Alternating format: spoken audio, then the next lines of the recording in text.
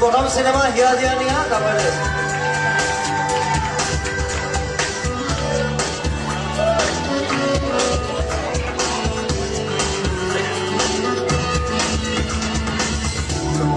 পৰিচয় হিয়াৰে চিনাকি জানো কোনো হব পাৰে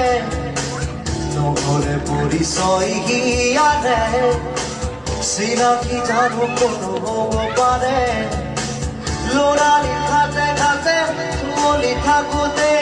অচিনা পাঞ্চৈ লাগিলে জীৱনত মোৰ অজানিতে দূৰৈ দিলে নুবুজাকে